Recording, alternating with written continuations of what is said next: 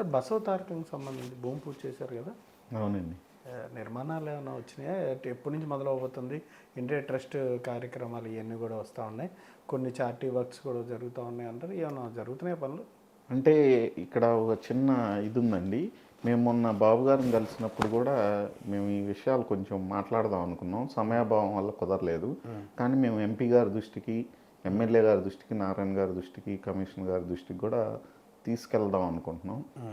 మరి ముఖ్యంగా ఇప్పుడు భూమి ఎక్కడైతే సమీకరిస్తున్నారో అది సీడ్ క్యాపిటల్కి వెస్ట్ సైడ్ సమీకరిస్తున్నారండి. అవును, ఇప్పుడు సమీకరిస్తున్న భూమి అంతా ఈ సీడ్ క్యాపిటల్కి వెస్ట్ సైడ్ ఉన్నటువంటి ప్రాంతంలో ఇప్పుడు వరకు ఎటువంటి డెవలప్మెంట్ యాక్టివిటీస్ స్టార్ట్ అవ్వాల. అంటే డెవలప్మెంట్ యాక్టివిటీస్ అంటే ఇట్ మీన్స్ రోడ్లు, లేఅవుట్ మధ్య అవన్నీ ఉన్నాయి.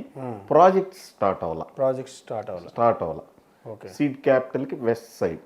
ఇప్పుడు మీరు చెప్పే క్వాంటమ్ వ్యాలీ, లేకపోతే 25 బ్యాంకులు, లేకపోతే విట్, ఎస్ఆర్ఎం, అమృత, మీరు చెప్పే దరిదాపు ఇప్పుడు మనం మాట్లాడుకున్న అన్నీ కూడా సీడ్ క్యాపిటల్కి ఈస్ట్ సైడ్లో ఉన్నాయి. సీడ్ క్యాపిటల్కి ఈస్ట్ సైడ్ ఉన్నాయి.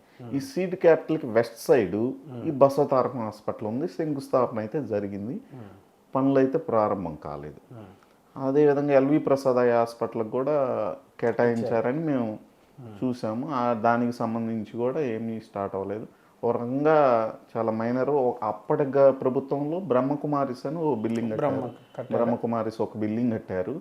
అంతకుమించి వేరే అయితే మేమందరం కూడా కోరుకునేది అంటే మాకు వెస్ట్ సైడే ఈ విలేజెస్ అన్నీ వస్తున్నాయి కాబట్టి ఇక్కడ కూడా ప్రాజెక్ట్స్ వెంటనే మీరు చేస్తే అంటే వాళ్ళు ప్రయత్నం చేస్తున్నారు. సిఆర్డీ కమిషనర్ గారు, నారాయణ గారు ప్రయత్నం చేస్తున్నారు.